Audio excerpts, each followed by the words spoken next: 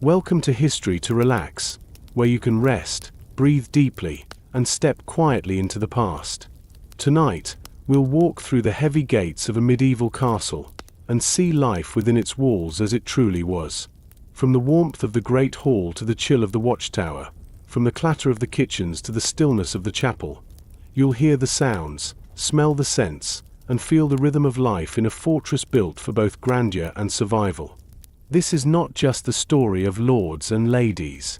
It's also the tale of the servants who rose before dawn, the guards who kept watch through the night, the cooks, grooms, children, and craftsmen whose work kept the castle alive.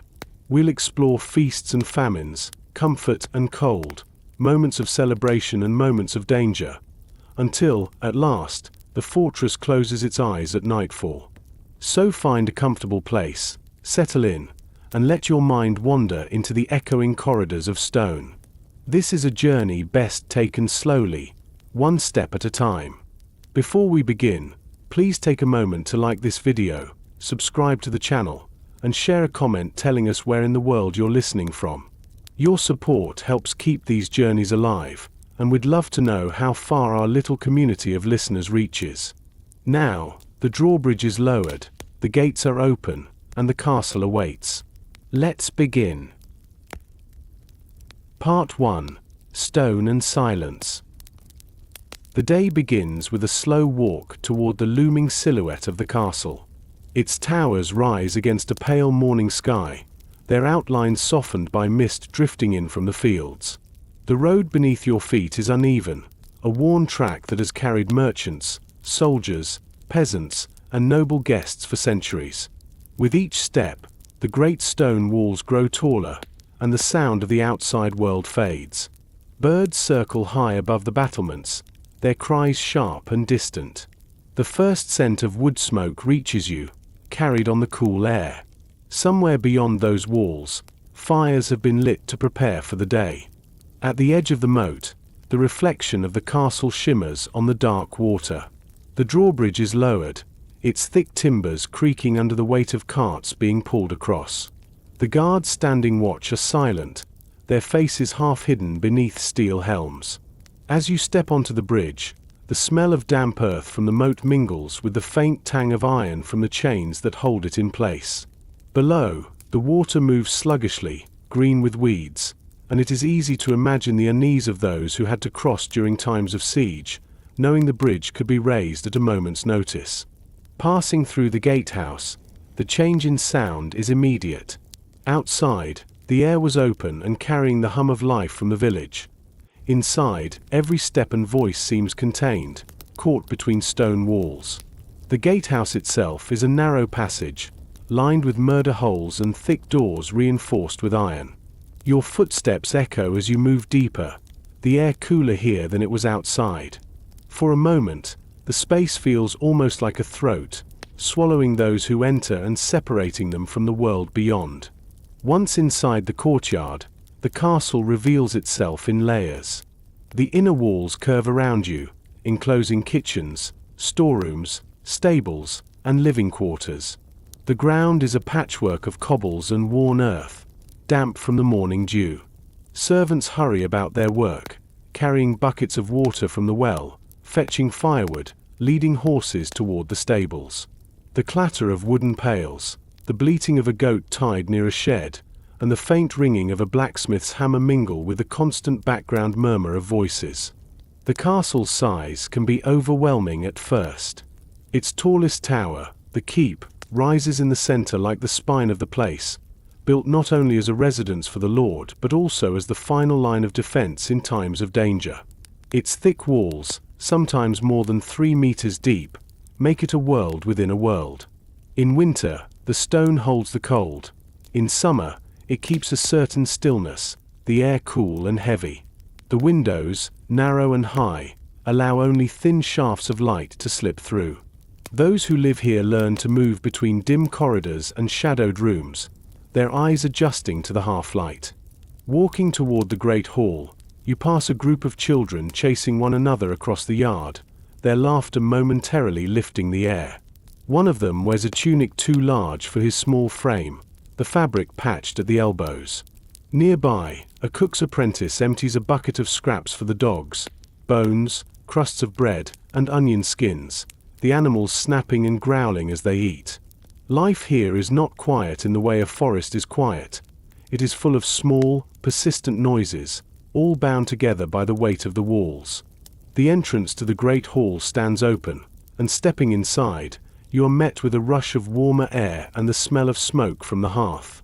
This is the heart of the castle, a space where meals are eaten, disputes are settled, and the lord receives his guests. Long tables run the length of the room, their surfaces marked by years of use. Above them, banners hang from the beams, their colors dulled by time and smoke. The fire in the central hearth crackles, sending a thin trail of warmth into the room, but much of the heat rises toward the rafters, leaving the floor cool beneath your boots. The hall's walls are decorated with tapestries, scenes of hunting, battles, and saints, meant to both impress visitors and provide some measure of insulation against the cold. Along one side, a raised platform holds the Lord's table, set apart from the rest. Even when empty, it commands attention. The carved chairs and silverware a display of status. When the hall is full, the sound of voices and the smell of food fill every corner. But in the early morning, the space feels almost hollow, the silence broken only by the steady sweep of a servant's broom and the soft crack of burning logs. Beyond the hall, a narrow stairwell spirals upward toward the private chambers. The steps are uneven, worn down by generations of feet. The air grows cooler again as you climb, and the sound of the hall fades, replaced by the faint rustle of rushes underfoot. In the Lord's chamber, a tall bed draped with heavy curtains dominates the space. A small fire burns in a wall-mounted brazier, giving off more light than warmth. Beside it, a chest holds clothing and valuables, its iron lock heavy and well made. The walls here are bare stone, save for a few decorative hangings. Even for the castle's master, comfort is limited by the nature of the building itself. Thick walls that keep out attackers also keep out sunlight and fresh air. From the high windows, you can see beyond the walls to the fields and forest. The village below begins to stir, smoke curling from chimneys. A bell rings faintly from the chapel in the outer ward, calling a few early worshippers. The world outside the castle moves on, but within these walls, life follows its own rhythm, shaped by duty, tradition, and necessity. Descending again, you pass through the kitchens. The heat here is intense compared to the rest of the castle. A great fireplace takes up much of one wall, its flames licking at a blackened cauldron. The air is thick with the smell of onions, herbs, and meat slowly roasting on a spit. Servants move quickly, chopping vegetables, carrying baskets of bread, stirring pots. In the dim light, the gleam of knives and the steam rising from boiling water catch the eye. This is the unseen labor that keeps the castle alive, the work that few visitors ever notice but everyone depends on. Back in the courtyard, the morning has grown brighter. The mist has lifted, revealing the grey stone in sharper detail. Chickens scratch at the ground, and a stable boy brushes down a restless horse. The sound of boots on stone echoes from the wall walk above, where guards keep watch over the surrounding land. From here, the castle feels like a living thing, its walls the skin, its corridors the veins, its people the pulse that moves through it each day. There is a kind of stillness to the castle that is not the absence of life, but rather the containment of it. Every sound is shaped by the walls, every breath of wind slowed by the narrow windows. Even the light feels different here, filtered, softened, sometimes dim, but steady. It is a place built to endure, not to comfort. And yet, for those who belong here, the stone is more than a barrier. It is a shield, a sign of security in a world that can be uncertain and harsh. As the day begins in earnest, the castle is already deep into its work. Fires are lit, bread is baking, guards are patrolling, and somewhere, in the highest chamber, the Lord considers the matters of the day. The air carries the mingled scents of wood smoke, animals, and fresh-cut herbs. Footsteps cross the courtyard, some hurried, others unhurried, but all part of the quiet choreography of survival. The world outside the walls will change with the seasons, with harvests and wars, but inside, the stone holds its own rhythm, steady, enduring, and silent except for the life it shelters. Here, in the balance between stone and silence, between the weight of history and the breath of the present, lies the true heart of the medieval castle. Part 2. Behind the Walls. The castle is more than its towers, walls, and gates. It is a small world in itself, a layered society bound together by duty, habit, and necessity. To step deeper into it is to leave behind the image of the fortress as an empty monument and to see it instead as a living place, filled with people whose lives are shaped by the same stone that surrounds them. Within the inner walls, every role has its place, and every person, from the lord in his high chamber to the boy who tends the fires, has a task that fits into the whole. The stone passages are the veins of this world, connecting its parts in ways that are rarely seen all at once. The first to stir each day are often the servants. Long before the sun rises high enough to warm the courtyard, they are moving quietly through the corridors, carrying buckets of water from the well, feeding the animals, and sweeping rushes from the floors. Their work is constant, the kind that begins early and ends late, and much of it happens unseen. They know the castle's quiet hours, the deep stillness before the great hall fills with voices, the moments before the kitchen fires roar into life. The guards are another constant presence. Stationed along the walls and at the gates, they watch the land beyond, looking for movement in the fields, travelers on the road, or the faint shapes of riders on a distant ridge. Their duties are not all about battle. Much of the time, they are watching for nothing at all. It is a patience learned over years, a discipline of staying alert even in the quietest hours. They know the feel of the stone underfoot in every kind of weather, from the icy crunch of frost to the baking heat of midsummer. Within the castle, the life of a squire unfolds in steps. These young men, often from lesser noble families, are learning the skills of knighthood. Their days are filled with tending to their knight's armor and weapons, running errands, and practicing with sword and lance. They serve at table in the great hall, polish boots until the leather gleams, and sleep in small chambers near the barracks. The castle is their school, their training ground, and their test of patience. For the lord's household, life is more structured and visible. The steward, a man trusted by the lord, oversees the day-to-day running of the estate. He decides which supplies must be ordered, which repairs must be made, and keeps records of the rents and taxes owed.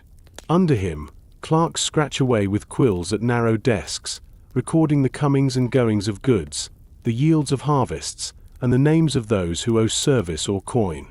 The rhythm of the castle depends as much on these quiet labors as on the clang of a blacksmith's hammer. The lady of the castle holds her own sphere of influence. While her husband may preside over the political and military matters, she often manages the household itself, a vast and complex task. She oversees the work of the servants, ensures that stores are kept in good order, and makes decisions about the care of guests. In some castles, she also directs the making of fine clothes, embroidery, or preserves, and may supervise the education of the children. Her position gives her a role both public and private, seen at feasts and in the chapel, yet also present in the quiet rooms where decisions about the household are made. Among the lower servants, duties are sharply divided. The kitchen staff work in near constant heat, roasting, boiling, and baking for the lord's table and for the garrison alike. The laundresses labor over great tubs, scrubbing clothes with lye soap, their hands raw from the work. The stable hands rise before dawn to feed and brush the horses, cleaning stalls and repairing tack. Each has a place in the chain of labor, and each depends on the others. If the laundress does not work, the lord's linen is stained. If the stable boy is ill, the horses are left untended. The blacksmith is a figure of respect within the castle walls. His forge burns hot year-round, shaping nails, hinges, armor, and tools. The steady rhythm of his hammer carries across the courtyard, a sound as constant as the tolling of a bell. His work is vital not only for the defense of the castle but for its everyday functioning. A broken latch, a bent spur, or a damaged cooking pot will all find their way to his anvil. Children grow up in the midst of this activity, learning their place almost as soon as they can walk. The sons of noble families are taught to read, write, and ride, while the daughters learn skills that will prepare them for managing households of their own. The children of servants play in the courtyard until they are old enough to take on small tasks, fetching water, gathering firewood, or helping in the kitchens. In this enclosed world, there is little separation between work and play. The same walls that shelter them also define the limits of their world. Not all life behind the walls is toil. There are moments of rest, small gatherings in the servants' quarters, quiet conversations in the Lord's solar, and the music of a lute drifting from the hall in the evening. In the warmth of the kitchens, gossip is traded as readily as bread. On fine days, women might spin wool in the sunlight of the courtyard, their voices carrying softly over the clink of buckets at the well. Even the guards, in their long hours of watch, share quiet jokes or stories to pass the time. The chapel is another center of life within the walls. Morning prayers are a shared ritual for many, and the sound of the bell can draw everyone, from the highest noble to the humblest servant, into its small, candlelit space. Here, the air smells of wax and incense, and the flicker of light on stone creates a sense of stillness unlike any other place in the castle. Faith weaves through daily life, offering comfort, purpose, and, at times, a measure of fear. But behind the order and ceremony, there is also strain. The stone walls, though protective, can feel confining. In winter, the cold seeps into every room, and the days shorten until much of life is lived by firelight. Illness can spread quickly when so many live in close quarters, and disputes, whether between nobles or servants, cannot be easily escaped. The castle is a place of rank and privilege, but also one of constant human friction. Still, there is a kind of balance here.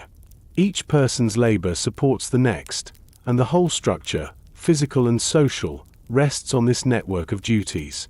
Remove one piece, and the rest begins to falter.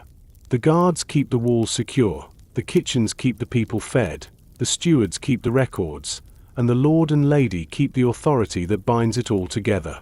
As the day moves on, the castle's heartbeat quickens. The hall fills with noise as the midday meal is served, the smell of roasted meat and fresh bread filling the air. Servants carry heavy platters to the lord's table while others see to the needs of the guards and the garrison. The chatter of voices mingles with the occasional bark of a dog or the clang of a dropped cup. For a brief time, everyone is drawn together in one place, the boundaries of rank visible in the seating but blurred in the shared act of eating. When the meal is over, life scatters again through the rooms and passages. Some return to their posts on the walls, others to the warmth of the kitchen or the shadowed coolness of the storerooms. Children slip away to their games, and the steward disappears into his records once more. The castle continues on its steady cycle, each person moving in their own narrow track, yet all contributing to the quiet, relentless work of keeping this stone world alive. Behind the walls, the castle is not a stage set for grand events, but a working organism. It breathes through the labor of its people, holds memory in its stone, and carries the weight of the lives lived within it. Here, in the mingling of duty and routine, of silence and small moments of joy, the true life of the castle unfolds, not in the grand feasts or battles that will be remembered, but in the countless acts, large and small, that make survival possible. Part 3. Feasts and Famine. Food is one of the most vivid threads in the life of a medieval castle. It can be a source of display and celebration, a sign of wealth and generosity. It can also be a quiet reminder of scarcity, of the dependence on good harvests, loyal tenants, and steady trade. Within these walls, eating is never just eating. It is part ceremony, part necessity, and part survival. On days of plenty, the great hall transforms into a place of spectacle. Long tables are laid with linen cloths, their surfaces crowded with trenchers of bread, wooden platters, and gleaming pewter dishes. The Lord's table is set on the raised dais at one end, its cloth finer, the cups of silver or occasionally gold. Here, rank determines not only where you sit, but also what you will eat and in what order it will be served. The feast begins with a call, sometimes the ringing of a handbell, sometimes simply the sound of the steward's voice announcing that the meal is ready. Guests and household members file into the hall, the lower ranks taking their places along the sides, the higher ones moving toward the dais. The air already carries the mingled scents of roasted meat, spiced wine, and fresh bread. The fires in the great hearth blaze high, adding both light and warmth. Servants move with practiced efficiency. They carry great platters of venison, pork, or game birds, their skins browned and glistening. Bowls of pottage, thick with vegetables, barley, and perhaps bits of meat, are set before the lower tables. At the Lord's end, the dishes are richer, capons stuffed with herbs, fish baked in pastry, and pies filled with fruit sweetened with honey.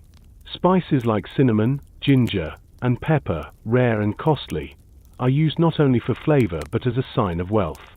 The noise of a feast is constant and layered, the hum of voices, the clink of knives, the scrape of wooden benches on stone. Somewhere, a musician may be playing a lute or a small harp, the notes weaving through the air. Toasts are made, cups raised, and laughter ripples across the hall. The Lord and Lady, seated in their place of honor, are the center of it all, receiving guests, sharing conversation, and making sure that the right people are seen to be at the right tables. Not all meals in the castle are feasts. On most days, the food is simpler, the portions smaller, and the atmosphere quieter. Bread, often coarse and dark, is a staple. Pottage appears regularly, its contents shifting with the season. Peas and beans in spring, leeks and onions in the colder months. Meat is not absent, but it is not constant, and for many in the household, it is salted or smoked to last through lean times. Fish, fresh or preserved, is common, especially on days of religious fasting when meat is forbidden. The kitchen is the hidden engine of all this activity. It is a space of heat, smoke, and constant motion. Large cauldrons hang over the fire, pots boil on smaller hearths, and spits turn slowly, often tended by a boy whose main job is to keep them moving. The smell of roasting meat mingles with the sharper scent of onions being chopped and the earthy aroma of bread baking. The floor is strewn with rushes to catch spills, and the air is thick with steam. Food storage is a matter of both skill and necessity. In the castle storerooms, sacks of grain are kept dry on raised platforms, wheels of cheese age in cool darkness, and barrels of salted meat and fish line the walls. Herbs hang from the rafters, drying for winter use. In times of abundance, these stores are full. In times of poor harvest, they are carefully guarded and rationed. The steward keeps close watch, knowing that mismanagement could mean hunger before the next harvest. Famine, when it comes, changes everything. The great hall still serves meals, but the platters are fewer and simpler. The bread grows harder and thinner. Salted meat becomes more common, sometimes so heavily preserved that it must be soaked for hours before it can be eaten. In the worst seasons, pottage may contain little more than cabbage, turnips, and whatever herbs can be found. For the servants and soldiers, portions shrink. For the lord and lady, the fare remains better, but even their table reflects the strain. Feasts themselves have purposes beyond celebration. They can mark important occasions, a wedding, a victory in battle, the visit of a powerful guest. They are moments to display wealth and hospitality, reinforcing the Lord's position in the eyes of allies and rivals alike. To refuse a guest good food and wine is to send a clear, and often hostile, message. Conversely, to lay on a feast with abundance and grace is to bind people closer, to remind them of the benefits of loyalty. During the cold months, food takes on even greater importance. A warm meal is not only nourishment but comfort, a way to push back against the chill that seeps into every corner of the stone halls.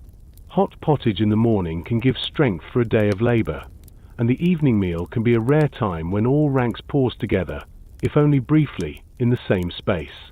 The rhythm of meals shapes the day. Morning brings bread, cheese, and perhaps ale or watered wine. The main meal, often served in late morning or around midday, is the largest, giving energy for the work ahead. The evening meal is lighter, though in wealthier castles it may still be substantial, especially if guests are present.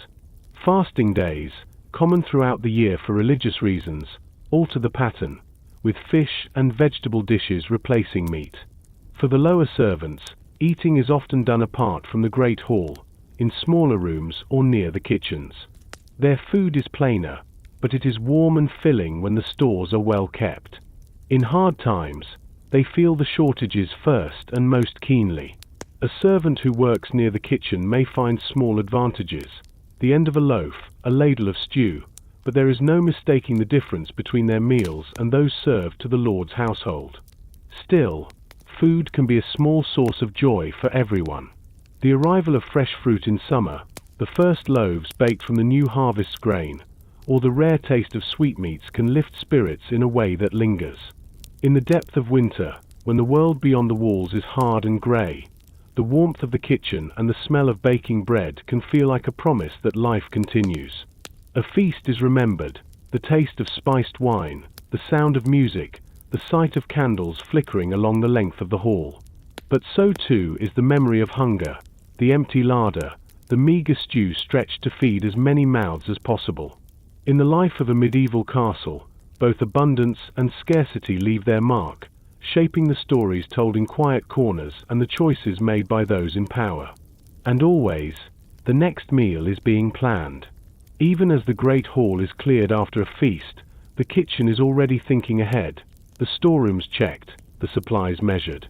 In this world of stone, where survival depends on foresight, the work of feeding the castle never truly ends.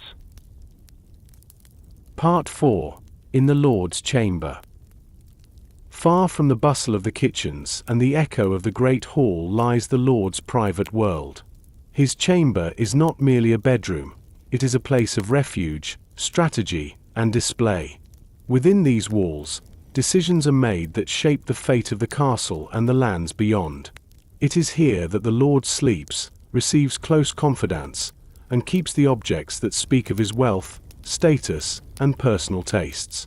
Reaching this space often means climbing narrow staircases or walking through guarded passages. The Lord's quarters are high in the keep or in a fortified wing, not only for privacy but for protection. The approach itself reminds visitors of rank. The higher you climb, the more exclusive the company becomes.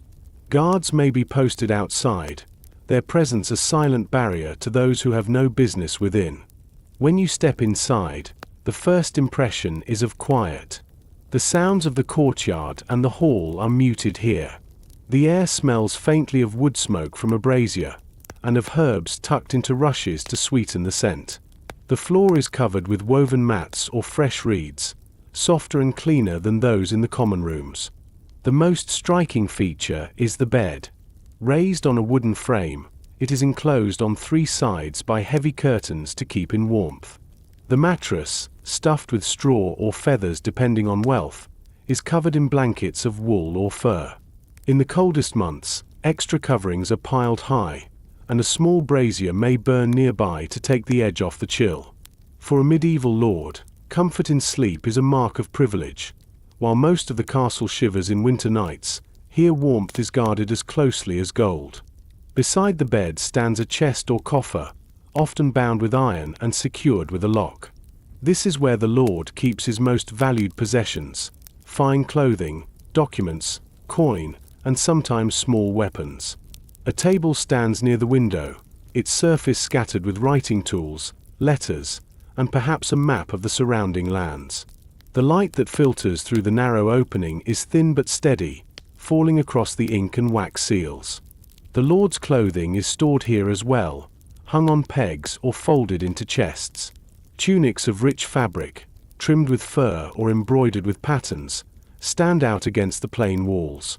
Boots and belts are neatly arranged, and gloves rest on the table's edge. Dressing is a task attended by one or more servants, who help layer garments in the correct order and ensure that the Lord presents the right image when he appears in public. In this chamber, the Lord holds small meetings, especially those that require privacy. Trusted advisors, the steward, or a messenger from a distant ally may be invited in. The conversation here is measured and often guarded, for walls can hold more than warmth. They can also hold secrets. Matters of land disputes, military plans, or the delicate handling of rival families may be discussed over a cup of wine, the door kept firmly closed. A personal chaplain may also visit, bringing news of church matters or offering counsel on spiritual concerns. In an age where faith is intertwined with authority, the Lord's spiritual life is as much a matter of duty as his role in governance. A small crucifix or a painted image of a saint may hang on the wall, a reminder that power is believed to be granted, in part, by divine will. The Lord's chamber is also a place where illness is managed. Should he fall sick, this is where the physician or barber surgeon comes, carrying remedies of herbs, infusions, or sometimes more alarming instruments. The curtains around the bed offer privacy and help retain heat, but they also hold in the stale air of a sick room. A trusted servant may sleep nearby to attend him through the night, ready to fetch water or summon aid. In moments of leisure, the Lord may read from a manuscript if he is literate, or have one read aloud to him by a clerk. Stories of chivalry, religious texts, or accounts of far-off lands might fill the hours. Sometimes a musician is brought in to play softly, the notes echoing gently against the stone. These are rare moments when the duties of leadership give way to quieter pleasures. From the window, the Lord can look out across his domain. He may see the village clustered near the outer walls, the fields stretching toward the forest, and the road winding away toward other castles or towns. This view is not only a comfort but a reminder of responsibility. Each roof and plowed strip of land represents people who depend on him for protection and justice. Meals taken here are usually private and simpler than those in the hall, though still better than anything served to the lower ranks. A servant might bring bread, cheese, and wine, or a dish prepared in the kitchens and carried up while still warm. Eating alone allows the Lord to work or speak with an advisor without the noise and formality of the public table. At night, the chamber changes. The brazier's glow deepens, candles throw soft light on the walls, and the corridors beyond fall silent. The thick curtains around the bed are drawn, the last words exchanged with the servant before sleep are spoken, and the rest of the castle fades into darkness. The keep's heavy stone and narrow windows guard against intrusion, but they also make the space feel enclosed, the outside world distant and unreachable until morning. Yet even here, in the most private room of the castle, there is no complete separation from the responsibilities of leadership. A knock at the door in the night may signal urgent news, an attack on the borders, a fire in the village, or a messenger bringing word from an ally or rival. The Lord must be ready to leave the warmth of the bed and take command, for the stone walls that shelter him are also a reminder that power demands vigilance. In the balance of comfort and duty, the Lord's chamber reflects the larger truth of castle life. Privilege is never without responsibility, and security is always shadowed by the need to defend it. This room, for all its quiet, is as much a part of the fortress as the battlements above and the gatehouse below. When the door finally closes for the night, the stone holds its silence, keeping both the secrets and the burdens of the man who rules from within. Part 5. The Lady's Domain. While the Lord commands the castle in matters of land, war, and law, the lady of the castle holds a realm of her own, one no less important to its survival. Her influence stretches from the kitchens to the guest chambers, from the still room where herbs are prepared to the chapel where prayers are offered. It is a power built on the daily rhythms of the household, on the unseen threads that keep a fortress not just standing, but thriving. Her day often begins early, in a chamber adjacent to the Lord's or in her own private rooms. These are warmer and lighter than much of the castle, with windows draped in heavy fabric and rushes on the floor scented with dried lavender or rosemary. Here, she is attended by a small group of women, ladies-in-waiting, maids, and sometimes a nurse if there are young children. They help her dress, fastening laces and arranging her hair, selecting clothing that suits the day's duties. The lady's wardrobe is a display of status, but also a reflection of the work she does. For ceremonies, her gowns may be richly embroidered and edged with fur. For everyday household oversight, they are practical but still finely made. Jewels are chosen with care, not only for beauty but for the message they send to visitors and the household alike. Her responsibilities begin as soon as she steps beyond her door. A walk through the castle in the morning is not idle, it is an inspection. She may stop in the kitchens to speak with the cook, discussing the day's meals and approving the use of stores. She might visit the laundry, where steaming tubs of water send a mist into the cool air, and where laundresses scrub linen with strong soap. She checks that the servants are at their posts and that the work of the day has begun as it should. The lady also manages the storerooms. She knows how much grain remains in the bins, how many barrels of salted meat are left for the winter, and whether the wine cellar will last until the next delivery. The steward may keep the written accounts, but she walks the rows herself, her eyes and memory as sharp as any ledger. This knowledge is more than habit. In a time of siege or poor harvest, her decisions can mean the difference between endurance and hardship. The still room is one of her domains, a quiet space filled with the scents of dried herbs, oils, and beeswax. Here, medicinal salves are prepared, along with scented waters and remedies for common ailments. Under her direction, the household's herbal knowledge is kept alive, passed down to the women who work with her. Chamomile for calming, sage for cleansing, mint for digestion, these small arts are part of the castle's resilience. Hospitality is another of her duties. Guests arriving at the castle, whether nobles or clergy, are often greeted first by the lady. She ensures that chambers are prepared, with bedding freshened and fires lit. She directs the servants in arranging meals suitable for the guests' rank and attends to the comfort of women and children among the visitors. Her grace and attentiveness reflect directly on the Lord's reputation. A poorly received guest can damage alliances as surely as an insult in the Great Hall. The lady also plays a role in managing the moral and spiritual life of the household. She is often present at prayers in the chapel, leading her ladies and encouraging regular attendance among the servants. Her piety is noted, and in some cases, she may be responsible for charitable works, distributing alms, arranging for food to be given to the poor at the gates, or supporting the upkeep of a nearby church. In times when the Lord is away, whether at war, in council, or on progress through his lands, the lady may act as his representative. She hears petitions from tenants, makes decisions about the use of resources, and sometimes oversees matters of justice within the castle. Letters may be dictated and sealed in her name, and messengers sent with her orders. This role demands firmness as well as tact. She must hold authority without overstepping the bounds set by custom and the Lord's will. Her influence extends to the upbringing of children, both her own and those fostered in the castle. Noble children are often sent to other households to learn courtly skills and to build alliances, and the lady oversees their training. Lessons in reading, embroidery, music, and manners are arranged under her supervision. She sets the example, knowing that the behavior of the young reflects on the household as a whole. The ladies' chamber, like the Lord's, is a private retreat. Here, she might work at embroidery, the colored threads forming scenes of saints, hunts, or flowers. She may read from a book of hours, the pages illuminated with gold and vivid pigments. Sometimes she meets privately with trusted women, sharing counsel, news, or moments of quiet companionship. Life in her domain is not without its challenges. She must balance loyalty to her husband with the needs of the people in her care.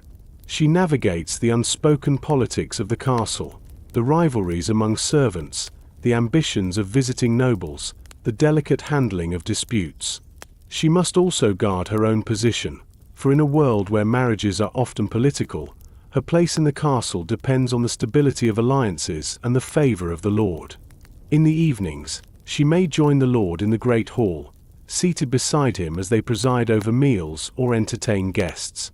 Here, her role shifts to one of public grace, speaking with visitors, ensuring that the conversation flows, and noting what is said and left unsaid.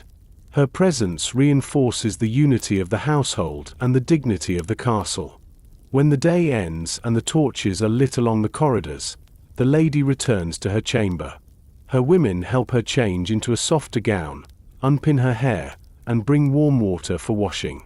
The bustle of the day fades, replaced by the quiet rustle of fabric and the low murmur of voices. Outside, the castle settles into its night watch. Inside, the lady's domain rests until the first light calls her to begin again. In her work, the castle finds its order. Through her decisions, it finds its rhythm. And in her presence, it finds a sense of grace that softens the hard edges of stone. Though her power is often quieter than the clang of armor or the sound of the Lord's commands, it runs deep, shaping the life of the fortress as surely as the walls that encircle it. Part 6. Heat and Cold. The castle's thick stone walls were built for defense, not for comfort.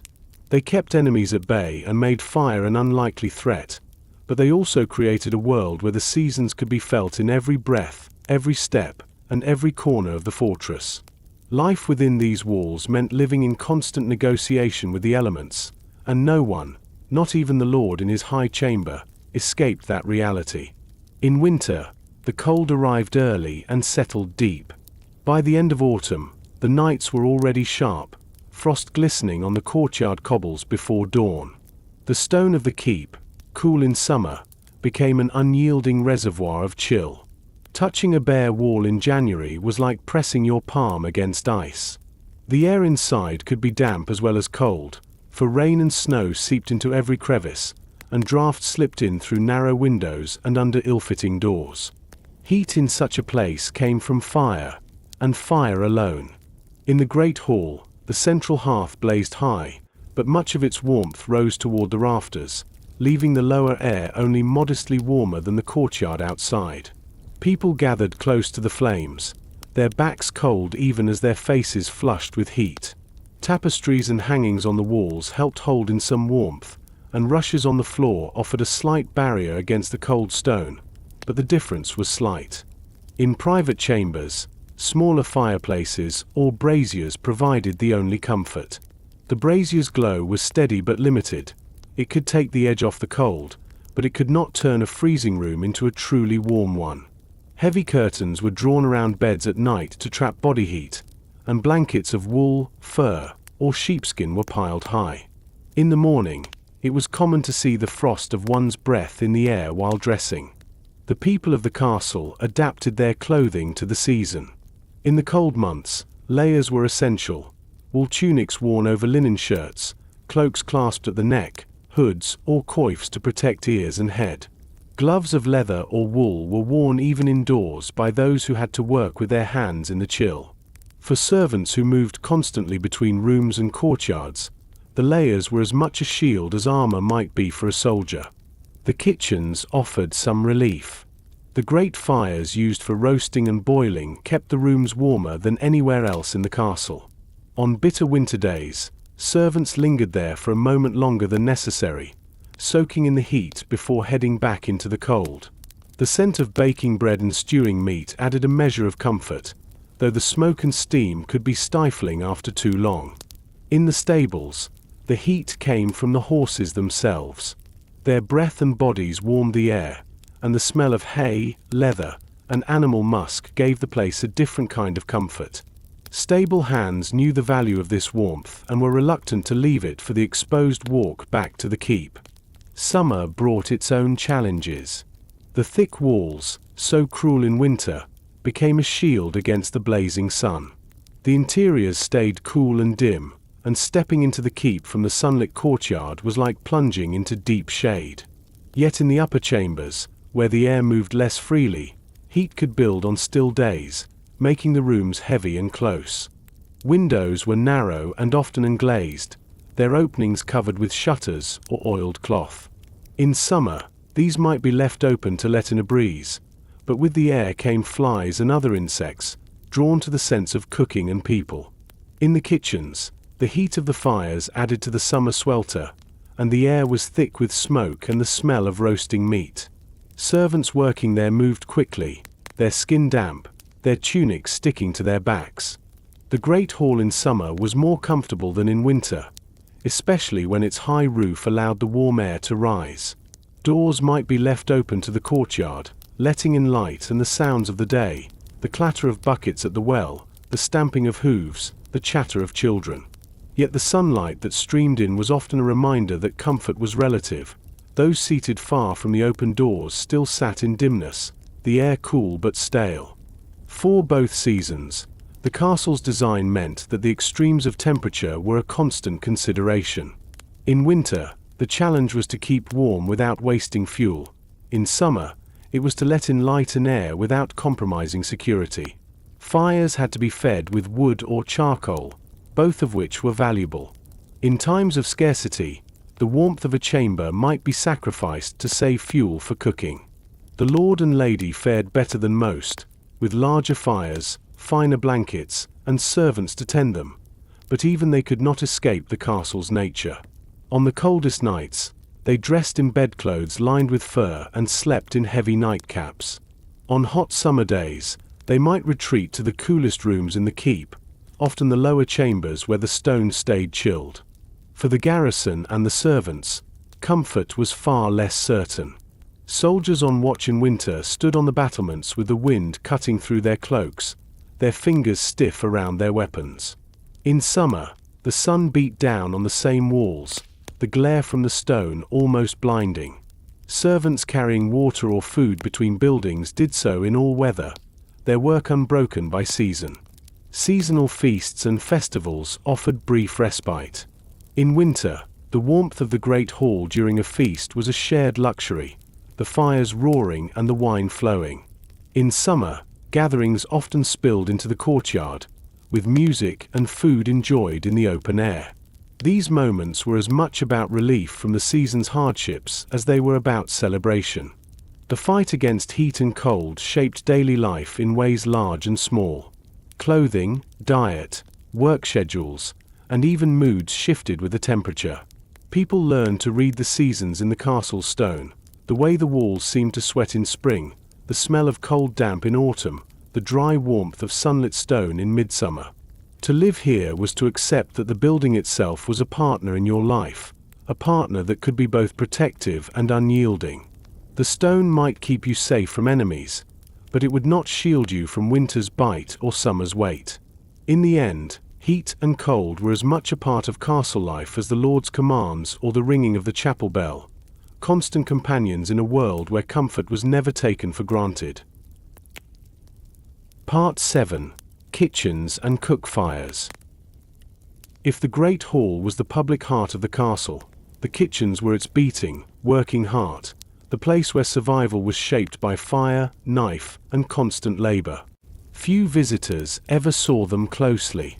They were tucked away in their own wing or courtyard, separated from the main living quarters to reduce the risk of fire and to keep smoke from choking the more formal spaces. But for those who worked here, the kitchens were the center of long, unending days. The first impression of the castle kitchens was almost always the heat. Even in the depths of winter, the air inside was warm from the glow of the hearths and ovens.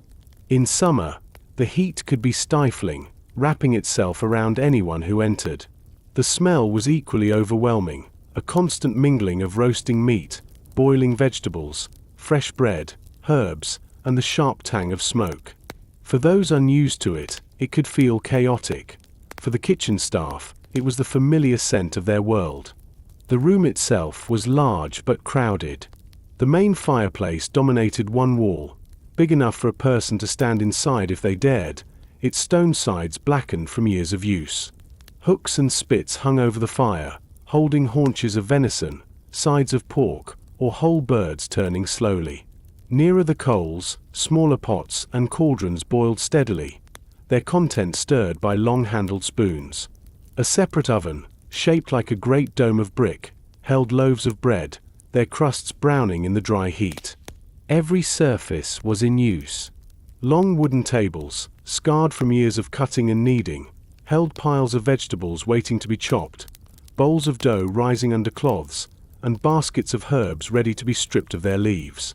Knives flashed in the hands of cooks and assistants, the rhythm of chopping and pounding almost musical in its repetition. The air was filled with sound, the hiss of meat hitting a hot pan, the thump of a pestle in a mortar, the low murmur of voices passing instructions. Roles in the kitchen were sharply divided. At the top was the head cook, often a figure of authority with decades of experience. They knew every recipe, every store of spice, every quirk of the ovens and hearths. Beneath them, assistants handled the bulk of the labor: cleaning, cutting, stirring, carrying. There were specialists too: the baker, who kept the bread ovens going from dawn until the last loaves were pulled; the spit boy, whose job was to keep the heavy spits turning so the meat cooked evenly; the pastry cook, skilled in creating pies both savory and sweet. Water had to be carried in from the well, often in heavy wooden buckets that left deep grooves in the carrier's hands. Fuel for the fires, wood or charcoal, had to be constantly replenished, brought in by servants who slipped in and out of the kitchen with armfuls or wheelbarrows of it. The fire was never allowed to die completely. Even at night, embers were banked under ashes so they could be coaxed back to life in the morning. The pace of the kitchen shifted depending on the day. On ordinary days, meals were simpler: bread, pottage, perhaps some salted fish or a small portion of meat. On feast days, the work began before sunrise and did not ease until long after dark. More fires were lit, more spits turned, and the kitchen became a whirlwind of activity. Servants darted in and out carrying platters to the great hall, returning with empty dishes and new instructions. The head cook's voice carried above the din, directing each stage of the meal like a general commanding troops. The ingredients used told their own story about the castle's fortunes. In times of plenty, the shelves and barrels were full: sacks of grain, jars of honey, baskets of apples, wheels of cheese, salted beef hanging from hooks. Fresh herbs added fragrance and color, and rare spices like cinnamon or saffron spoke of wealth and trade. In leaner times, the menu narrowed to what could be grown, foraged, or preserved. Dishes became plainer, and every scrap was used to avoid waste. Cleanliness in the kitchens was a constant battle. Without modern sanitation, food scraps attracted pests, and water was precious for washing. Servants swept the floors with brooms made from twigs, changing the rushes regularly to keep smells from becoming unbearable. Knives and tools were wiped clean with cloths, and pots were scoured with sand to remove burnt-on food.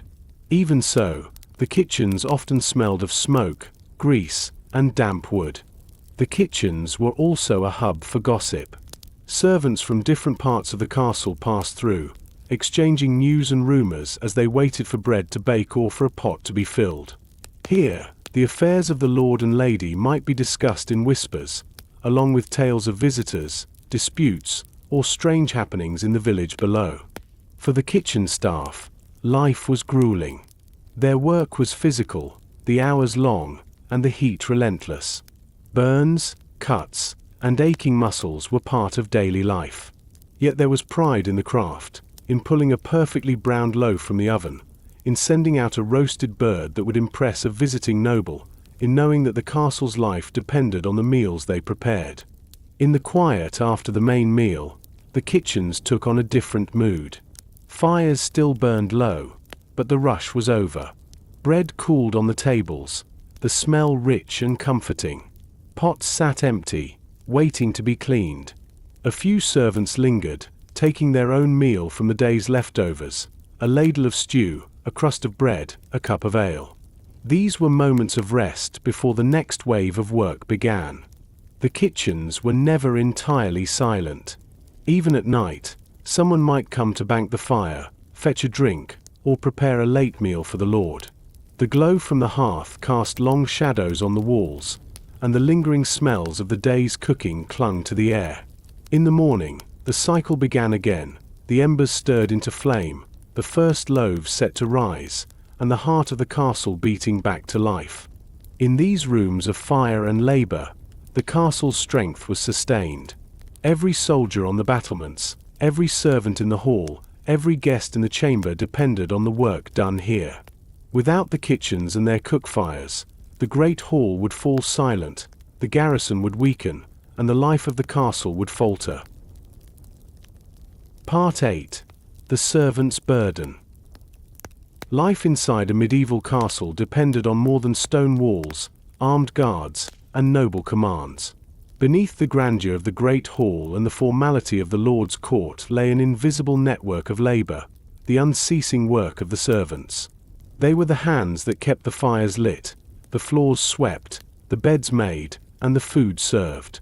Without them, the castle would fall into disrepair within days, its ordered life collapsing into chaos. Servants rose before the sun, moving through the cold, dim corridors with their tasks already set. Some began in the kitchens, stirring the embers of the great hearth into life, fetching water, and preparing the first bread for the day. Others went to the stables, where horses stamped their hooves impatiently, waiting for feed. In the chambers, maids opened shutters, swept away the rushes, and laid fresh ones mixed with herbs to mask odors. The work was varied, but it was never light. The castle's servants were divided into many roles. At the top of the household staff were trusted officers, the steward, marshal, and chamberlain, but the bulk of the work fell to those of lower rank. Laundry maids spent their days bending over steaming tubs, scrubbing garments with strong lye soap until their hands were raw. Scullions in the kitchens scraped pots, carried heavy buckets, and endured the constant heat of the fires. Grooms cared for the horses, cleaning stalls, brushing coats, and repairing harnesses. Water had to be fetched by hand from wells or nearby streams. In a place without modern plumbing, this meant endless trips carrying heavy buckets up and down stairs or across courtyards. In winter, the water could be so cold that it numbed fingers to the bone. In summer, the weight of it left shoulders aching. Servants carrying water often moved in pairs, the sloshing sound of their load echoing off the stone walls. Cleaning was a constant necessity. The castle's floors were covered with rushes or straw, meant to insulate and absorb spills. These had to be replaced regularly, as they trapped dirt, scraps of food, and worse. Servants swept them away with brooms of twigs, scattering dust into the air. Furniture and tapestries were beaten outside to shake out the grime. Their colors briefly brightened before the next layer of soot and dust settled. Lighting the castle was another duty that fell to the servants. Torches in sconces and candles in holders had to be lit as dusk fell and extinguished when the household went to bed. Candles, made from tallow or beeswax, were valuable, so they were carefully monitored. A servant might be ordered to follow the lord or lady through the corridors at night, bearing a candle to light the way. Servants also acted as messengers within the castle. With rooms and stairways spread across multiple levels and courtyards, messages were carried in person. A maid might be sent from the kitchens to the ladies' chamber, a groom from the stables to the guardroom. These trips were constant, part of the castle's silent communication network. The physical demands were matched by the social ones. Servants were expected to be invisible when not needed, yet instantly present when called. They had to know the habits of their masters, when they preferred to rise, how they liked their meals served, which garments they favored. Discretion was essential. Overhearing a private conversation or witnessing a personal moment was inevitable in such close quarters, but speaking of it could mean dismissal or worse. Pay for servants was meager, and often supplemented by allowances in food, clothing, or shelter. Many lived in small rooms above the kitchens, near the stables, or in outbuildings. These quarters were cramped, shared with others, and often cold in winter. Privacy was almost non-existent. Yet for many, service in a castle was more secure than life in the fields. It meant regular meals and the protection of the walls. There was little distinction between work days and rest days. Even on Sundays or holy days, essential tasks continued. Animals had to be fed, fires kept burning, and meals prepared. On feast days, the workload could be heavier than usual, as the kitchens bustled and the great hall was decorated for guests. The servants' burden extended to times of danger. In a siege, they hauled stones and water for the defenders, tended the wounded, and prepared food from dwindling supplies. They carried messages between towers, braved the smoke of burning buildings, and endured the same hunger and fear as everyone else, often with fewer comforts and less rest. For some, service was a path to modest advancement. A skilled cook might rise to oversee the kitchen staff. A trusted groom could become master of the stables. The steward himself might have begun as a page or low-ranking servant. Loyalty, skill, and discretion were the qualities most likely to be rewarded. But for many, the years passed in an unchanging cycle of work. The days blurred into each other, carrying, cleaning, mending, fetching. Seasons shifted, lords aged, and guests came and went, but the tasks remained. A servant might work in the same role for decades, knowing every creak of the floorboards, every draught in the corridors, and every shortcut between the different parts of the castle. Despite the hardships, there were moments of ease. In the quiet after the midday meal, servants might gather in the kitchens to eat their own food, sharing gossip or stories. In the evenings, a few might slip out to the courtyard to enjoy the cool air or listen to music drifting from the hall. Friendships formed in the shared labor, and sometimes love, though such relationships were often kept discreet. The servants' burden was not only in their labor, but in the weight of the castle's reliance on them. Every warm chamber, every set table, every ready horse depended on their effort. They were the unseen scaffolding holding up the life of the fortress, their work as essential as the stone in its walls. And though their names rarely appeared in records, the castle's history was written in their footsteps, in the fires they kept burning, and in the endless tasks they performed without pause. Part 9. Bathing, Beds, and Bodily Care. Life inside a medieval castle was marked by ceremony and splendor in some moments, but in others it was far less romantic. Beneath the tapestries, the stone walls, and the pageantry of court life lay the unavoidable realities of living in close quarters without the comforts we now take for granted. Hygiene, rest, and bodily care were constant concerns, shaped by the limitations of the age and the nature of the fortress itself. Bathing and washing. Contrary to the modern image of the unwashed medieval world, bathing was not entirely unknown in castles, but it was infrequent and often inconvenient. There was no running water, no tiled bathroom waiting behind a door. Instead, baths were events, prepared with effort and resources. When a lord or lady wished to bathe, servants fetched water from the well, carried it up through corridors and staircases, and heated it in large cauldrons over the kitchen fire. The hot water was then poured into a wooden tub, often round and bound with iron hoops, set up in a private chamber or, for the wealthiest, in a small room reserved for such purposes. Herbs such as rosemary, sage, or chamomile might be added for fragrance and supposed medicinal benefit. For the nobility, bathing was both cleansing and ceremonial. A curtain or screen might be set up for privacy, and fresh linens laid out for drying afterward. In some cases, scented oils or perfumes were applied to the skin once the bath was done. Even so, such full baths were rare, perhaps a few times a month, or more during the warmer months when water was easier to heat and carry. For the rest of the household, washing was simpler and quicker. Servants used basins of water to rinse their faces and hands each morning, often in the open air of the courtyard or in communal spaces. Full body washing was done less often, and cold water was the norm.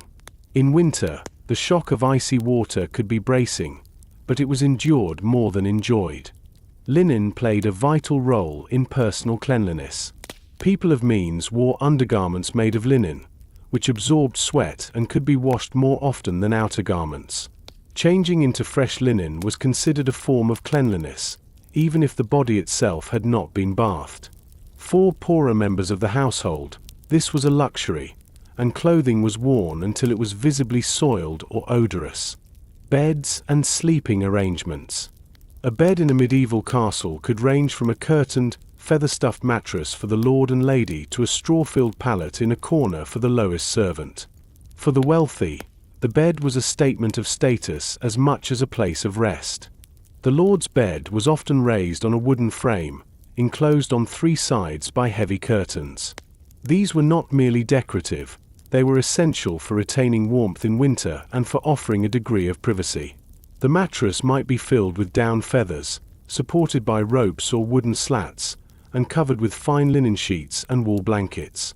Furs could be added in cold weather, creating a cocoon against the chill stone walls.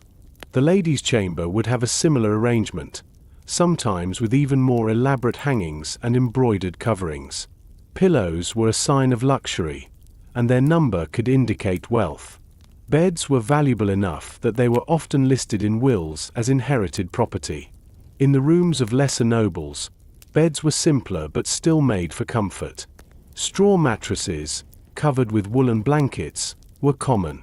These mattresses had to be restuffed regularly, as the straw broke down and became lumpy or infested with pests. Servants performed this task, shaking out old straw and replacing it with fresh. For the majority of the household, servants, guards, apprentices, sleeping quarters were communal. Narrow beds or pallets were arranged in shared rooms, with little separation between sleepers. Privacy was rare, and warmth came from the proximity of others as much as from blankets. In winter, it was common for people to sleep in their clothes, pulling cloaks over themselves for extra insulation. Pages and squires often slept near the rooms of their masters, ready to be summoned at any hour. Guards on night watch took turns resting in small barracks or guardrooms, their sleep light and easily broken by the call to duty. Bodily care and health. Keeping clean in a castle was a constant challenge. Chamber pots were used in private rooms, especially at night, but these had to be emptied by servants into designated waste pits or cesspools. In some castles, a guardrobe, a small room with a bench over a chute, allowed waste to drop outside the walls or into the moat. While convenient, these were far from sanitary, and the smell could linger, especially in warm weather. Combs made of wood, bone, or horn were used to keep hair tidy and to remove lice, which were a common nuisance for all classes. Ointments and herbal rinses were applied in attempts to kill these pests, but with limited success. The wealthy might scent their hair with oils or wear caps and hoods to keep it covered and clean. Dental care was rudimentary. People cleaned their teeth with cloths, twigs, or powders made from crushed herbs, charcoal, or ground shells. Breath fresheners made from spices or mint leaves were sometimes chewed before social occasions, particularly by the nobility. Illness was an ever-present risk, and without modern understanding of germs, preventive measures were limited. People believed that bad smells, or miasmas, caused sickness, so sweet-smelling herbs were carried in pouches or tucked into clothing. Washing hands before meals was encouraged in noble households, not out of germ theory, but for appearance and to keep grease off fine linens. Women of the household, especially the lady, oversaw aspects of personal care for themselves and their attendants. Herbal remedies for skin conditions, scented waters for washing, and ointments for sore muscles were prepared in the still room. Servants also learned to prepare poultices and simple salves for cuts or burns. For those who worked outdoors or in the kitchens, bodily care was often more about practicality than refinement. A stable hand might rinse his hands and face in a trough after a day's work, while a kitchen maid wiped sweat from her brow with her apron. The rhythm of labor and the limits of resources meant that personal grooming was fitted in where possible, not treated as a separate ritual. The reality of comfort. While the lord and lady had the means to create pockets of comfort, a warm bed, scented linens, perfumed oils, the reality of castle life was that everyone lived much closer to the edge of discomfort than we do now. Cold air, dampness, pests, and odors were constant companions. The art of living well in such a place was not in escaping these entirely, but in managing them as best one could. A fresh set of linen undergarments, a bed newly stuffed with straw, a warm basin of water on a winter morning. These small luxuries could feel as restorative as a modern hot shower or a night in a soft bed. They were reminders that in the midst of stone and labor, comfort could still be found, even if only in fleeting moments. Part 10. Behind Closed Doors. The life of a medieval castle was public in many ways. Meals were taken in the Great Hall, disputes were settled before witnesses, and work was done in sight of others. Yet within the same walls, there existed a private world, one of relationships, courtship, and intimacy. It was a realm bound by unspoken rules, shaped by rank, custom, and necessity, and rarely spoken of openly. For the lord and lady, marriage was often more a political alliance than a love match. Unions were arranged to secure lands, forge alliances, or settle disputes.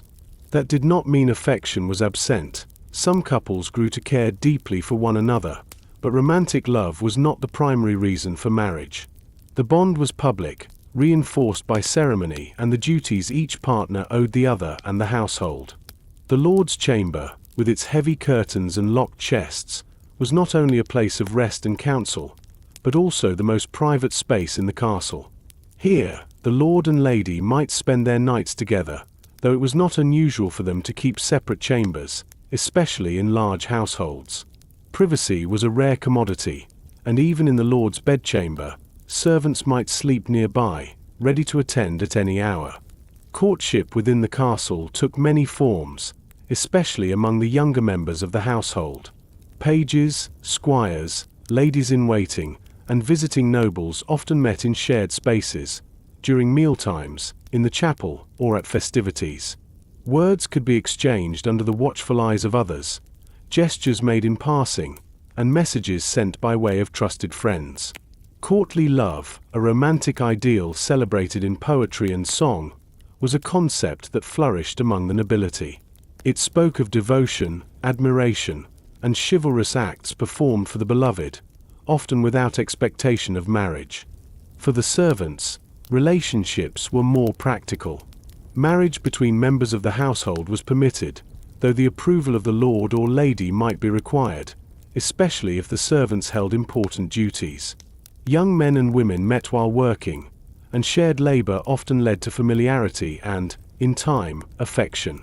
Privacy for them was scarce, so meetings might occur in shadowed corridors, quiet corners of the courtyard, or in the less used rooms of the castle. Intimacy across ranks was not unknown, but it was complicated and often dangerous. A nobleman might take a servant or a lady-in-waiting as a lover, sometimes willingly on both sides, other times not. Such relationships could bring favors, gifts, or advancement, but also risked scandal and punishment. For women of lower rank, the consequences could be severe, as their position left them vulnerable to both gossip and reprisal. The lady of the castle, too, might attract the attention of knights or visiting nobles. In rare and risky cases, affairs occurred, hidden under layers of secrecy. Discovery could mean ruin, exile, or worse. The strict codes of honor and morality that governed noble life were enforced unevenly, but they carried real weight, especially when family honor or political alliances were at stake. The castle's architecture offered few places for true privacy. Servants moved constantly through corridors, chambers were shared or adjoined, and doors were rarely locked. Those who sought solitude or secrecy often turned to the outer edges of the castle, the gardens, the stables after dark, the chapel in the still hours of night. Even then, the possibility of discovery was always present. Festivities were a time when the rules loosened slightly. During a feast, after the wine had flowed and the music played, conversations grew warmer and glances lingered longer. Dances in the great hall allowed couples to draw close under the pretense of formality. Masks and tournaments also created moments for exchange, a knight dedicating his victory to a lady, a token passed between hands. In this world, much was communicated through subtle signs. A favor tied to a sleeve, a flower left where it would be found, a phrase in a song chosen for its meaning. These gestures could carry as much weight as spoken declarations, and they were safer in a place where every word might be overheard. For many in the castle, intimacy was a matter of necessity rather than romance. Physical relationships might occur without long-term commitment, especially among servants and soldiers whose lives were transient or uncertain. The realities of war, travel, and shifting households meant that bonds were often fleeting. Children born in the castle could belong to any rank, and their parentage was not always openly acknowledged. The offspring of noble unions were celebrated, their births marked with feasts and blessings. Those born to servants or out of wedlock were folded quietly into the household, raised alongside others, and put to work when they were old enough. The church's influence was strong in matters of morality, but its reach was uneven behind closed doors. Confession offered a place for secrets to be spoken, but it also reinforced the expectations of chastity before marriage and fidelity within it. Publicly, the rules were upheld. Privately, they were navigated with a mix of caution, opportunity, and human nature. In the end, the private lives within a castle were shaped by the same forces that govern the public ones: rank, duty, and survival. Love could bloom in the shadow of the walls, but it did so within the boundaries set by the household's needs and the watchful eyes of those who lived in such close quarters. Behind closed doors, the castle was no less alive than in the great hall. It was a place of whispered promises and unspoken agreements, of glances that carried meaning and gestures that spoke louder than words. In these quiet, guarded spaces, the human side of the fortress revealed itself, the side that could not be recorded in ledgers or carved into stone, but that was just as much a part of its life. Part 11. Sickness in the Stone Halls. Life inside the castle's walls was meant to keep danger out, the threat of raiders, siege engines, and hostile armies. But there was one enemy the stone could not bar: sickness. Illness moved easily through the corridors, slipping past guards and gates, striking high and low alike. In the close quarters of castle life, it could spread with alarming speed, carried by the air, by touch, or by the food and water everyone shared. The vulnerability of enclosed life. Castles were busy, crowded places. Nobles, servants, soldiers, craftsmen, and visitors all lived and worked within the same enclosed space. Animals, too, were often close by: horses in the stables, hunting dogs in kennels, chickens in coops tucked against the walls. This closeness brought warmth, labor, and food, but it also brought filth, fleas, and the risk of disease. Ventilation was poor. Narrow windows and heavy curtains kept out the cold, but they also trapped stale air. Smoke from hearths and braziers hung in the rooms, mingling with the smells of unwashed bodies, chamber pots, and animals. In winter, when fires burned constantly and people stayed indoors, the air could feel thick and oppressive. Illness often rose with the cold months, when the combination of damp stone, poor light, and limited fresh air weakened the body's resistance. Water was another hazard. The well inside the castle walls was a precious resource, but it could be contaminated if waste pits or guardrobes leaked into the ground. Streams outside the walls were riskier still, especially if they served both as a water source and a place for washing clothes or dumping refuse. Common illnesses. The people of the castle faced a variety of ailments, some seasonal, others constant companions. Fevers were common, often brought on by infections no one understood. Coughs and chest ailments were frequent in the damp, cold environment, especially among the elderly and those who worked in unheated spaces. Digestive troubles plagued all ranks, caused by spoiled food, poor storage, or the parasites that thrived in meat and unclean water. Diarrhea could weaken a person dangerously, especially a child or someone already frail. Skin conditions like rashes, boils, and sores were common in a place where washing was limited and pests were abundant. Epidemics could strike without warning. Influenza-like illnesses might sweep through the household in a matter of days, felling servants and nobles alike. More feared still were diseases like the plague, which could arrive with a traveler or merchant and spread before anyone realized the danger. Medical care in the castle. Treatment was shaped by the medical knowledge of the time, a mix of herbal remedies, religious faith, and older traditions rooted in the belief in humors. The castle's physician, if one was retained, might be trained in the writings of ancient scholars and the practices of learned medicine. He would examine the patient, sometimes tasting urine or checking the color of the tongue, and prescribe remedies intended to balance the body's humors: blood, phlegm, black bile, and yellow bile. Herbs were the main tools of healing. Chamomile for calming fevers, sage for sore throats, mint for digestion, and comfrey for wounds.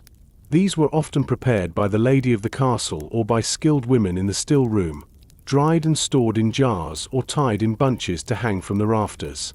Honey was prized for its healing and preserving qualities, and vinegar was used to wash wounds in the hope of keeping them clean. Bloodletting was a common practice, believed to release excess heat or humors. This could be done by cutting the skin or by applying leeches. Cupping, where heated cups were placed on the skin to draw out bad blood, was also used. While these methods sometimes weakened patients further, they were performed with confidence, as they were supported by centuries of tradition. The barber surgeon was another figure in castle medicine. He might pull teeth, set broken bones, lance boils, and perform simple surgeries. His tools, knives, saws, needles, were kept sharp and cleaned with water or wine, but infection was a constant risk. Care for the sick. When someone fell ill, their bed was often moved closer to a fire or into a warmer room.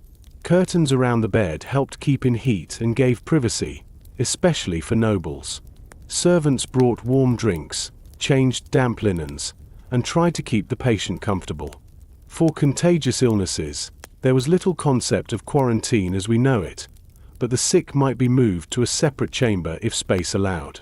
In some castles, an unused storeroom or guest room became a sick room, with a small team of attendants assigned to it. However, this was not always possible, and disease often spread to caregivers and family alike. The chapel played a role in healing, too. Prayers were offered for the recovery of the sick, candles burned for their health, and holy water sprinkled over their beds. Pilgrimages to shrines, or the bringing of relics to the patient, were seen as powerful aids to recovery. The toll of illness. Illness could alter the rhythm of castle life. When a noble fell sick, the household slowed, decisions were delayed, and the lord or lady's absence from public life was felt keenly. When servants were ill, the gaps in labor were filled by others, adding to their burden. During an epidemic, fear hung heavy over the walls, and each cough or fever was met with quiet dread. For children, sickness was especially dangerous. Many did not survive their early years, succumbing to fevers, infections, or accidents. The loss of a child was a sorrow felt across rank, and memorial services were often held in the chapel, the sound of bells marking the grief of the household. Some illnesses left lasting marks on survivors: lameness from poorly healed injuries, scarring from smallpox, or weakened lungs after a winter of coughing. These reminders were part of the castle's life, visible in its people as much as in its stone. Resilience and return to life. Despite the dangers, recovery was common for the less severe illnesses. A servant might return to their work after a week in bed, a soldier might resume his post after his wounds healed, and life in the castle would slowly return to its usual rhythm. The resilience of its people was as important to the castle's survival as its defenses. Illness was never entirely absent from the stone halls. It lingered in the air, in the water, in the close press of people living together. But so did care, the tending of fires, the preparation of herbal infusions, the prayers offered in quiet voices. These acts, repeated generation after generation, were as much a part of the castle's story as the clang of armor or the roar of a feast. Part 12. The Castle at Play. Even in a world built on duty, defense, and hard work, there was room for joy. The life of a medieval castle was not only measured in labor and ceremony, but also in the moments when laughter rose against the echo of stone walls, when music filled the air, and when the household set aside its burdens to share in play. These moments of entertainment and festivity were more than leisure. They were a way to keep morale high, to mark the passage of the seasons, and to remind everyone, high and low, of the human bonds that held the fortress together. The Great Hall as a stage. When the day's work was done, the Great Hall often became a space for entertainment. At night, after the evening meal, fires burned bright in the hearth, casting warm light over the stone and tapestry. Servants cleared the tables, benches were moved aside, and the open space in the center became a stage of sorts. Musicians might step forward, playing lutes, harps, fiddles, or small drums. Their melodies ranged from slow, graceful tunes for the nobility to lively dances for all who could join. The music echoed off the high ceiling, blending with the soft murmur of conversation and the occasional burst of laughter. Storytellers and minstrels were highly valued. They brought news from other places, recited epic poems, or spun tales of heroes, saints, and lovers. A skilled storyteller could hold the entire hall in silence, every eye fixed on the gestures of his hands and the play of his voice. Actors or mummers sometimes performed short plays, often comic or satirical, poking fun at daily life or recounting moral lessons. These performances might involve masks, colorful costumes, and exaggerated gestures to draw laughs even from the most solemn of lords. Games and pastimes. Board games and gambling were popular across the castle's ranks. Nobles played chess, a game of strategy and patience, sometimes using sets carved from ivory or inlaid with precious metals. Tables, a forerunner of backgammon, was another favorite.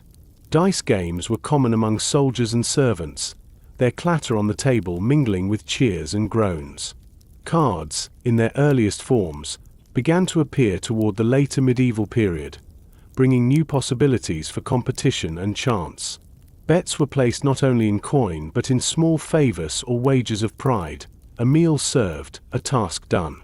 In the courtyard, on fair days, outdoor games were played. Quoits, tossing rings over pegs, was enjoyed by all ages. Archery contests tested skill and steadiness, and in some cases were part of regular training for defense. Young squires might engage in wrestling matches or mock swordplay, while children invented their own games with whatever objects were at hand. Seasonal festivities.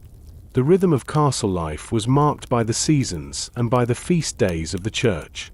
Winter brought Christmas celebrations, with greenery hung in the hall, special dishes prepared, and music that carried deep into the night. Gifts might be exchanged among the nobility, and extra food distributed to the servants and the poor at the gates. Spring festivals welcomed the end of the cold months with dances in the courtyard or nearby fields. May Day brought the crowning of a May Queen, garlands of flowers, and the weaving of maypoles. These traditions connected the castle to the agricultural cycle beyond its walls, reminding all that the prosperity of the household depended on the land. Harvest time was cause for celebration as well. If the yields were good, the lord might host a feast in the great hall for his tenants and workers, offering roasted meats, ale, and music in thanks for their labor. Such gatherings strengthened the bond between castle and countryside, reinforcing loyalty as much as goodwill. Tournaments and displays of skill. For the nobility, one of the grandest forms of play was the tournament. These events combined sport, spectacle, and political theater. Knights competed in jousts, charging each other with lances in the hope of unseating their opponent. The clashing of armor, the thunder of hooves, and the cheer of the crowd made it a thrilling display. Melee battles, large mock fights between groups of knights, tested endurance and skill. Victories in tournaments brought prestige, potential rewards from the lord, and the admiration of onlookers. Ladies might bestow favors, such as a ribbon or a token, to their chosen champion, adding a romantic air to the contest. Archery competitions were also held, both for sport and for maintaining martial readiness. Servants, soldiers, and sometimes even the Lord himself might take part, aiming at distant targets for prizes or bragging rights. Private pleasures. Not all play was public. In the lords' or ladies' private chambers, smaller gatherings might be held, a few close companions sharing wine, playing a quiet game of chess, or listening to a reading from a beloved manuscript. These evenings were more intimate, away from the scrutiny of the full household. The lady and her attendants might gather for embroidery, their hands busy while they traded stories and news. A lord might spend time with his favored hunting dogs, training them or simply enjoying their company. The pleasure of such private moments was in their quietness, a counterpoint to the noise and formality of the great hall. The role of play in castle life. Entertainment was not only a luxury, it was a necessity. In a place where the work was demanding and the winters long, play kept spirits from sinking under the weight of duty. It created bonds between people who otherwise might only meet in the formality of service and command. Laughter, music, and shared games reminded the castle's inhabitants that they were more than their roles. A knight could be both a fierce fighter and a graceful dancer. A laundress could win a game of dice against a veteran soldier. A page could charm the hall with a quick joke or a nimble tune on a small harp. When the torches burned low and the last song faded, the castle returned to its quieter state. Yet the echoes of the evening, the remembered tune, the sound of applause, the warmth of shared company, lingered in the minds of those who took part. In these moments, the cold walls felt less like barriers and more like the frame for a community that lived, worked, and played together. If you're ready, we can move into part 13, Defense and Danger, where we'll step into the tense and disciplined side of castle life. The preparations for attack, the vigilance of the guards, and the ever-present awareness of threats beyond the walls. Part 13. Defense and Danger. A castle is a promise and a warning at the same time. It promises shelter to those who live within its walls, and it warns those who stand outside that force will meet force if lines are crossed. Every stone, every gate, every stair exists because someone once imagined danger and built against it. The daily life of the household carries on with kitchens and chapels and children at play, yet underneath that rhythm lies another pulse. It is the slow, steady vigilance of people who know that peace is only one turn of the wheel. The first line of that vigilance begins at dawn on the walls. A grey light spreads across the fields and the silhouettes of the towers define themselves against the sky. The night watch hands over to the day watch, exchanging a few low words about anything seen in the dark. A moving lantern on the distant road, a fox slipping along the ditch, the shape of riders that turned away before the bridge. These scraps become the opening ledger of the morning. The relief takes its places along the parapets, cloaks tight against the breeze, eyes narrowed by habit. They do not look only for armies. They look for changes. A path scuffed where it was smooth yesterday. A new campfire ash near the wood. A flock of birds that lifts too suddenly. Guard duty is a craft learned by repetition. Men know the length of the ward walk with their feet as well as with their minds.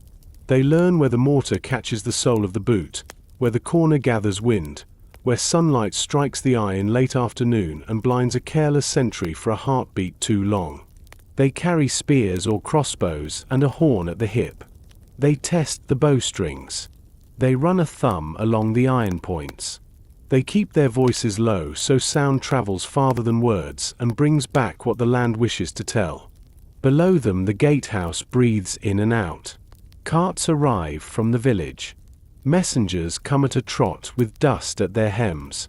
The portcullis rattles as its teeth slide up and settle, the chain biting into the wooden drum that lifts it.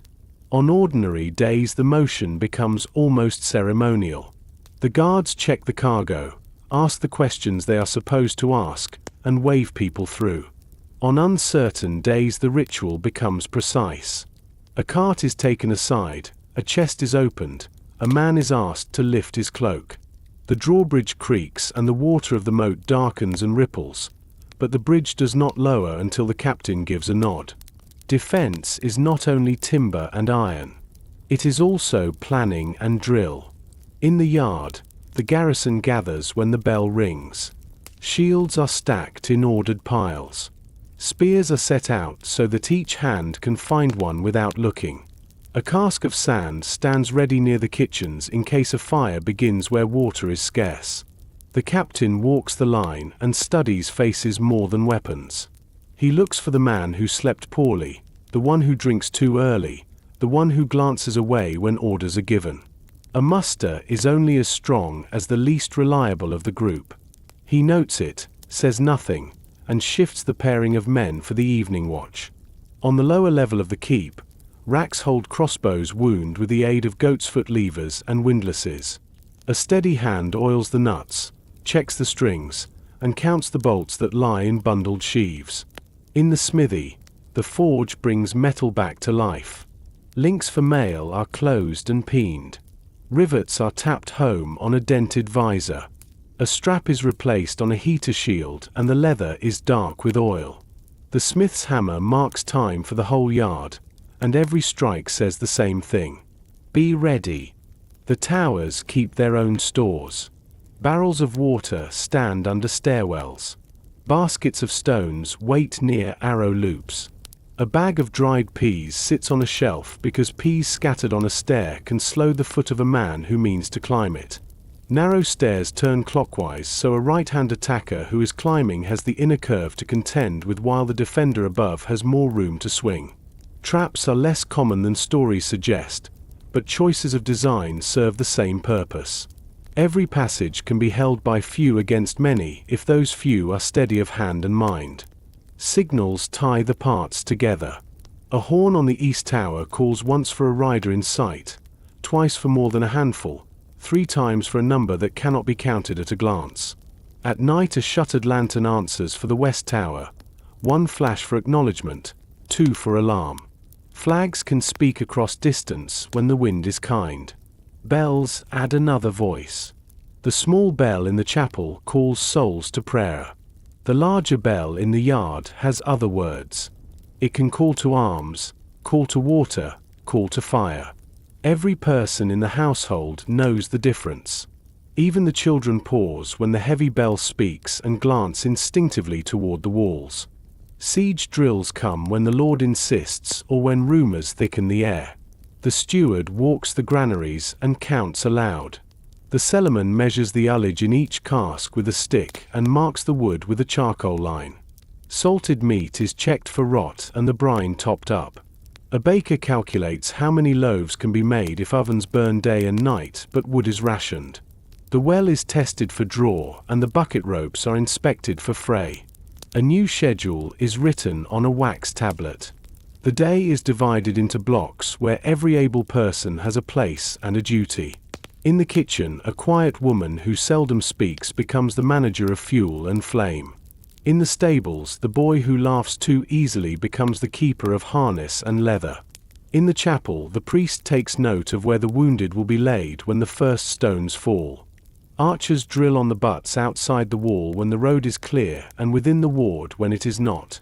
Bows creak and bowstrings lift a chorus of low twangs. Fletchers replace feathers and test spine. Fingers thicken with callus. A good archer is a treasure. He reads the wind on the back of his neck and looses not at the man but at the space where the man will step. Crossbowmen practice the slower rhythm of their weapon, steady and deliberate. They learn that patience can strike harder than speed if the bolt is true and the target is chosen well. Inside the keep the Lord reviews maps and charters. Markers carved from horn show allies and rivals. A courier's letter lies open with a smear of wax where seal was broken in haste. He studies lines of approach and notes where the ground rises to favor the defender. He trusts the walls, but he trusts information more. A rumor of Levi men mustering 2 days' ride away. A price of grain that rose too quickly at last week's market. A trader whose usual route shifted without explanation. The lady listens and asks a question about stores that the steward failed to consider. She dispatches a short note to a manor farther off and requests that a wagon of oats be diverted early. No one calls this strategy in public, but the word fits. Danger can come like a storm with banners and drums, or it can arrive like fog. A fire in a hayrick near the village. A dead ox found by the road with its load stolen. A single arrow discovered under a bush just outside bowshot, unfired but well made. Each has its own taste. The captain of the guard files these things in the part of the mind that keeps patterns. When a pattern begins to form, he tightens the watches and says little. He knows that fear is a spark. It can light torches or it can light panic. When attack finally comes, sound leads. A horn blows long and flat from the east tower. Voices answer on the walls. Boots hit stone and the ward fills with movement that looks chaotic for a moment and then resolves into order. Gates shut with a finality that can be felt in the chest. The portcullis thunders down and the chains jump. The drawbridge lifts and water slaps the underside. In that instant the castle becomes its truest self. It is a closed hand. Archers take their places at the loops. Crossbowmen kneel behind crenelles and breathe in through the nose and out through the mouth to keep their hands steady. The mangonel crew pulls as one, the throwing arm creaks, and a stone arcs toward a knot of men on the slope. The first impact is a sound like a drum split in two. Dust and shouting mix and drift. Below, men with shields advance and measure the gate with doubtful eyes. They know that what seems like wood is iron-bound and set in stone, and that beyond it waits another door, and beyond that a third that does not show itself until the first two are broken. Boiling oil is spoken of more than it is used. Water heated with quicklime is more common. Sand heated in iron can blind a man long enough to turn an assault. A cauldron tips. A shout cuts off midway. A ladder thuds against the wall and a hand reaches the top. A spear meets it. The ladder falls back like a sigh. On the stairs inside a tower, a small team braces a bar across a door and waits with teeth clenched. They know their task is to trade time for breath. In the yard, the non-combatants move with purpose. Buckets form a chain from the well to the vulnerable buildings. The kitchens douse fires but keep embers. A table clears to make a place for the injured. Cloth is torn into strips. The lady appears with her women and the room steadies at the sight. She does not flinch when the first wounded man is carried in. Her voice is low and gives simple orders. Wine here. Water there. Pressure on that wound. She learned this not from books but from winters and years and the memory of other days when the bell rang. Hours stretch in ways that cannot be measured by candles. The rhythm becomes lift and set, draw and loose, brace and release. The sun crawls. The attackers test the gate twice and leave a score of bodies before the bridge. A tower takes a hit that shakes dust from the rafters. A young archer vomits quietly and then returns to his loop. A veteran laughs once without mirth and says nothing more. A boy who began the day with a broom in his hand finds himself carrying bolts to the wall and does it so well that a crossbowman calls him brother without thinking. Night brings a change in the kind of fear that walks the walls. Darkness hides approach and obscures numbers. Torches below show where men gather, but torchlight deceives. Shadows lengthen, shorten, and crawl. The defenders light braziers on the parapets and keep them low, enough to see the next step, not enough to blind. The horn sounds twice from the west and a clutch of men hurry to the postern where a small door opens onto a killing ground of their own making. It stays shut. The iron studs glow like eyes in the light from a torch. Then silence spreads in a wide circle outside the moat. It is the dangerous kind of quiet that listens back. The captain keeps his men still. He knows that the wish to move can betray a position as surely as a shout. The hours tip past and the sound that finally returns is neither horn nor shout, but the simple dull rhythm of retreat.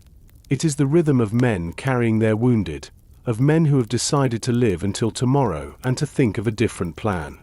The castle breathes out without celebrating. The gate stays barred. The walls stay manned.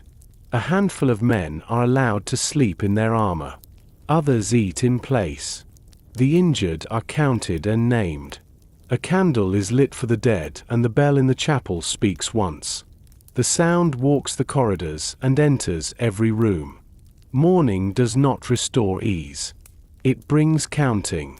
The steward reports how many arrows were spent and how many remain. The cellarman gives totals for ale and water. The smith lays out the work he must do with the light he has. The captain divides watches again and places the reliable with the raw. The Lord writes 2 letters before bread is served. One goes to an ally who will not need persuasion, another to a neighbor who will need praise. The lady sends a smaller note within the walls to a young widow and signs it with a steady hand. Defense is rarely a single day. It is posture and patience. It is the art of letting the ground and the walls do the tiring while the people within conserve their strength. When negotiations begin, as they often do once tempers cool and losses are weighed, the castle's hardness gives the Lord a voice that is harder to ignore. He may offer terms that he would not have dared without these stones.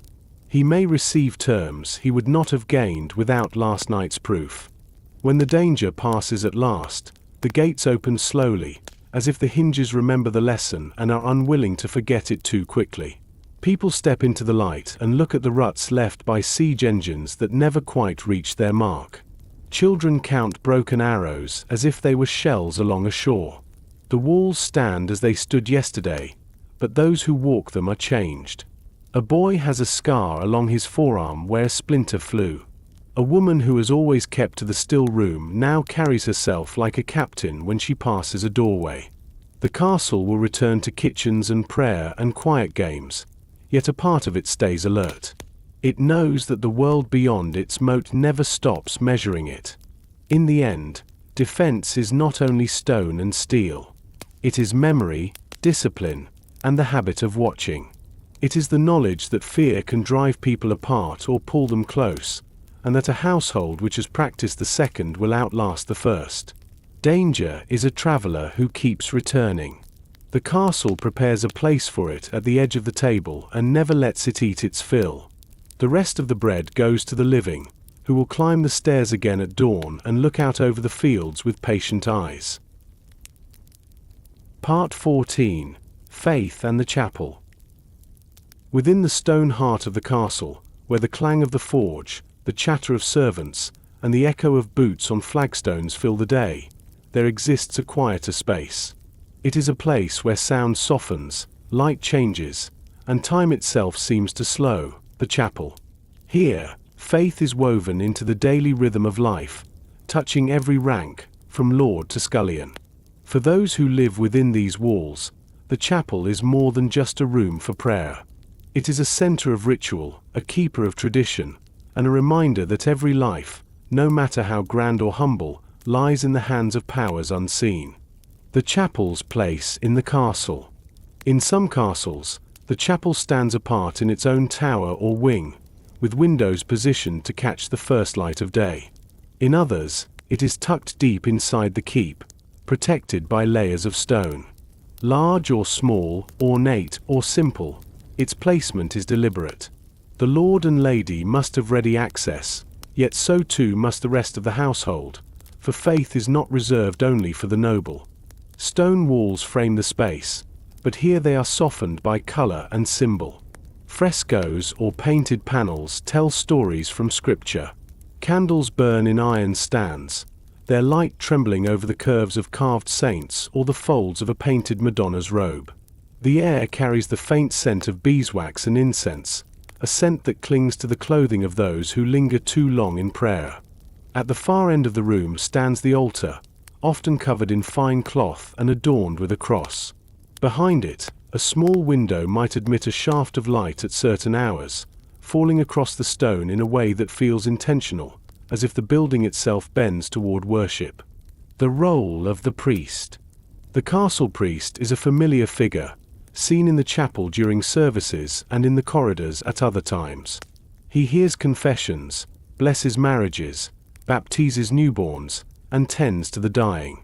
In an age when the written word is rare, he is often one of the few who can read Latin fluently, and he keeps the household connected to the wider world of the church.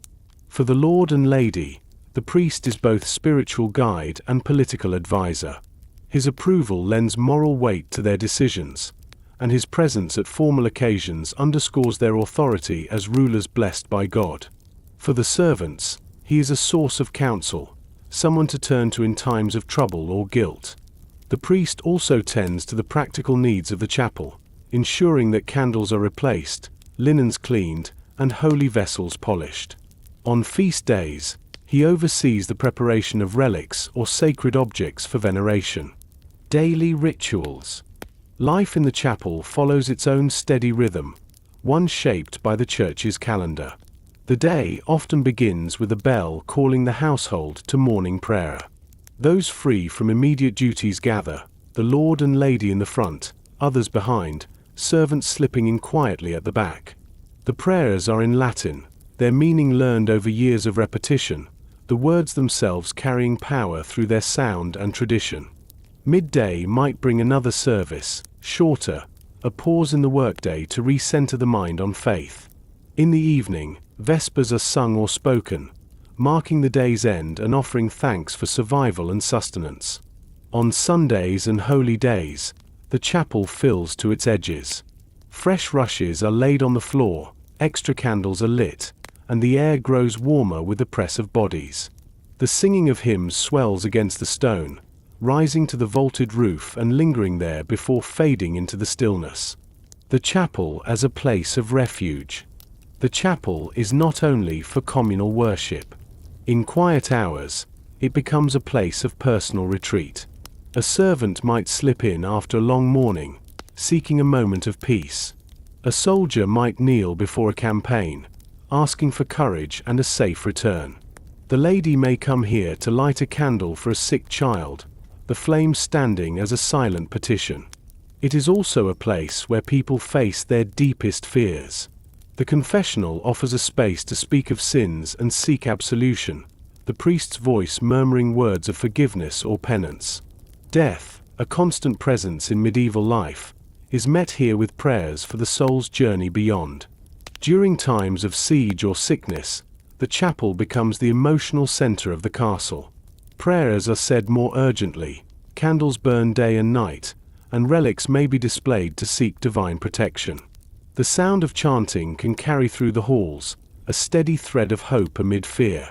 Feast days and celebrations. The church calendar shapes much of the castle's social life. Major feasts, Christmas, Easter, Pentecost, are celebrated with special masses, processions, and music. The chapel is dressed in its finest, fresh flowers, rich cloths, perhaps even borrowed treasures from neighboring churches to honor the occasion. These celebrations extend beyond the chapel. The great hall hosts feasts after services, the kitchens prepare special dishes, and the mood within the walls shifts from routine to festivity. On saints' days, the chapel might honor its patron with particular ceremonies, and the stories of the saint's life are retold, offering moral lessons and inspiration. Faith as a unifier. In a place where life is sharply divided by rank, the chapel is one of the few spaces where all stand together, at least in form. Lord and servant, soldier and cook, kneel on the same floor, hear the same words, and make the same signs of devotion. Though their clothing and positions set them apart, their presence here is a reminder of the shared human condition, frailty, hope, and the desire for meaning. The chapel in times of change. While the chapel feels timeless, it is not immune to the changes of the world beyond the walls. News from the wider church, disputes over doctrine, calls for crusades, new saints canonized, filters in through traveling clergy or letters from bishops. The priest may adjust prayers to reflect these events, and the tone of sermons can shift in response to larger movements in faith and politics. Yet for those who live within the castle, the chapel remains a constant. It is the place they first hear the words that mark life's milestones, the vows of marriage, the blessing of a newborn, the prayers at a graveside. Its walls witness both the joy of celebration and the weight of grief, holding each in quiet reverence. A quiet power. The chapel's influence reaches beyond its walls. Faith shapes the decisions of the Lord and Lady, guides the behavior of the household, and offers a moral framework in times of uncertainty. It provides comfort in hardship and a sense of order in a world where fate can change in a heartbeat. When the day is done and the torches are lit in the corridors, the chapel stands in its own stillness. The last candle is snuffed, leaving only the scent of smoke and wax. The air feels cooler, the silence deeper.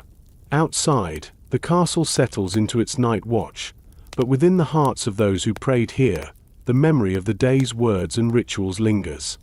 The chapel is both anchor and compass, holding the castle steady through seasons of peace and moments of fear. It reminds all who enter that the walls, for all their strength, are not the final defense, that there is a greater one, unseen, which they hope stands guard with them. Part 15. Nightfall in the Fortress. Evening arrives almost unnoticed at first.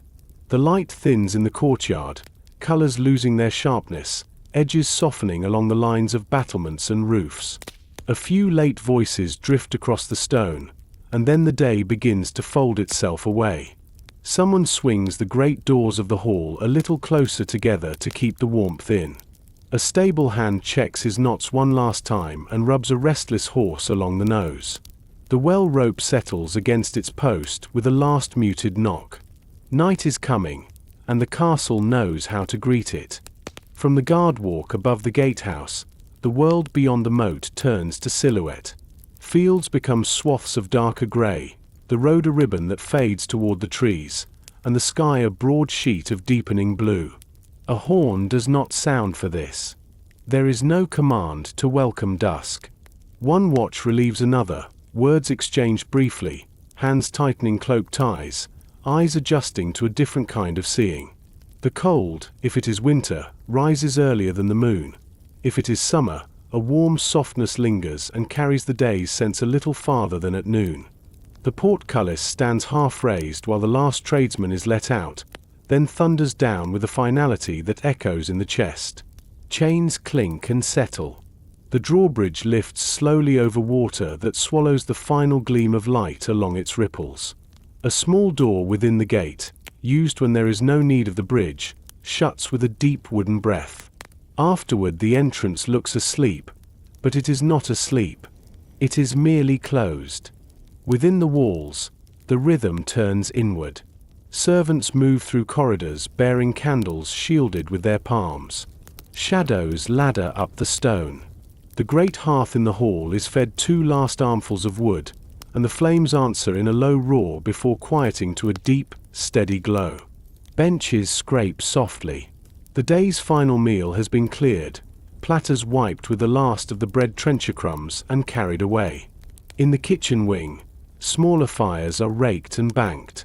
A lid goes on the stock pot so it will be ready to wake before dawn. The smell of the day, smoke and roasted meat, yeast and herb steam, thins and leaves behind the simpler scents of ash, damp rushes, and the faint sweetness of spent beeswax. The chapel, for those who pause there, offers the evening's gentlest sound. Vespers have already faded, yet the hush they left remains, like a low tide across the room. A lamp burns before the altar, and its flame is the only movement. Someone kneels and whispers a last prayer for a child's cough, for an old groom's stiff shoulder, for the morrow's letter to carry good news.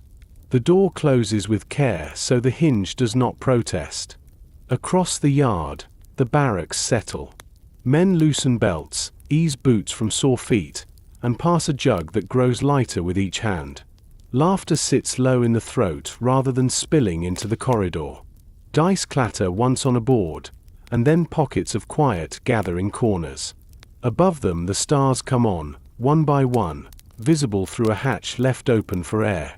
A new sentry climbs to his post, counting steps out of habit. 23 to the turn, 13 more to the notch in the parapet where the mortar crumbled last spring and left a chip the size of a thumb. He will run a finger across it when thinking, without knowing why. The Lord's household withdraws up the stair. Footfalls soften where rushes have been freshly laid. The steward stops by a door with his tablet of wax, checks a figure in his head, grain, candles, lamp oil, and marks a line with the blunt end of his stylus so he will remember the matter at dawn. A maid carries a copper basin that tilts and glimmers. In the solar, the ladies' women loose laces and unpin hair, laying comb and ribbon in their accustomed places. Windows are latched one by one to keep out the night's damp. The latched tongues click lightly, a simple litany. The Lord lingers by a narrow embrasure and looks out into the dark. Far off, a light pricks and winks from the village, perhaps a late hearth being coaxed to sleep. He does not stay long. A brazier waits by the table where a letter lies half-written, the ink drying in small moon puddles where the quill lifted. He adds a single sentence and folds the sheet, presses a seal with his ring, and sets it aside for the morning's rider. When he leaves the room, the flame's halo contracts in his absence, as if the night has leaned a little farther into the window. Down in the kitchens, the last hum of work becomes a murmur of home. A scullion rinses the day from a knife with careful strokes and sets it to dry with the blade pointing inward, as the cook demands. A loaf that baked too dark is broken and split among 3 hands who accept it with thanks. Someone tells the short version of a story and ends it before the second turning, because bed is calling. The fire is banked properly, ash pulled over the red heart so it will breathe quietly until morning. On the sill, herbs hang in shadow, their fragrance a memory of sunlight. The stables exhale their own warmth. Horses shift their weight and snuffle into hay. A lantern hangs from a hook, wick trimmed to a berry-sized flame. Leather creaks in a sleepy way as straps settle. A boy curls on his pallet with a dog wedged at his knees and does not bother with the thin blanket. If he dreams, it is of hooves on packed earth and a breeze in the manor he brushed 100 strokes before dusk. At the gatehouse, the captain makes his second circuit. He does not speak, but a nod serves. His men answer with the small things, a boot heel drawn back against the stone to prove they are awake, a hand smoothing a bowstring, a cough quickly swallowed. He listens to the night the way a miller listens to water, hearing the difference between what is ordinary and what is not. Tonight is ordinary. Crickets where the ditch widens. The faint move of leaves along the east wall. An owl that chooses, as usual, the old ash to the south. In chambers high and low, candles lean to their ends. Tallow gutters and is pinched out between wetted fingers. Beeswax is snuffed with the bell the lady prefers, leaving a ribbon of smoke that thins and vanishes near the rafters. Beds receive their sleepers in order of rank, but sleep itself bows to no hierarchy. A laundress drops into it as if into a well, clothes folded under her head to serve as a pillow. A clerk finds it cautiously, lying awake to hear ink drying in the pores of the page he copied in the afternoon. A knight bargains with it, promises to rise before first light and stretch the shoulder that stiffened on last week's ride. All of them are eventually gathered. Night remakes the castle into a listening instrument. Corridors remember footfalls and wait for the next. Doorways hold their breath. The great hall, so full earlier, keeps its fire low, coals spread like a small red city whose streets are lanes of heat. When a log shifts, the sound is a gentle settlement of old timber. Sparks rise and look, for a heartbeat, like new constellations. Then they are gone. Not every space grows quiet. The small room near the infirmary holds whispers. A child's fever broke at sunset and left a sheen on his brow. His mother dozes upright on a stool, waking at each rustle of blanket, sure she has missed a call. The woman from the still room comes and goes, soft-footed, laying a cool cloth, measuring spoonfuls with her eye, murmuring the ordinary promises that steady the heart. There now, drink this, you are safe. A candle there is never left to die on its own. A hand is always ready to shape the light smaller before it goes out. The chapel's lamp burns steadily, but even the sacred flame is a servant of the hour. Above it the stone traces an arch that holds the day's prayers the way a shell holds the sea's last hush. A man who has not found ease in his bed stands there a moment and breathes until his shoulders drop from his ears. He leaves without asking for anything and discovers, on the way back to his pallet, that he has received something anyway. Outside the walls, the world cools and widens. The moat takes on the sky and becomes a darker sky itself. A fox slips along the hedge, pauses at the scent of smoke, and moves on. The village lanes grow pale with dust under the stars. Farther still, the forest collects night the way a cloak collects dew. None of this belongs to the castle, but the castle is set among it, and the exchange between stone and world continues even as doors are shut. There is always a moment, sometime between midnight and the first paling of the east, when the castle feels most alone. The watches change again, quietly, as if not to wake the very walls.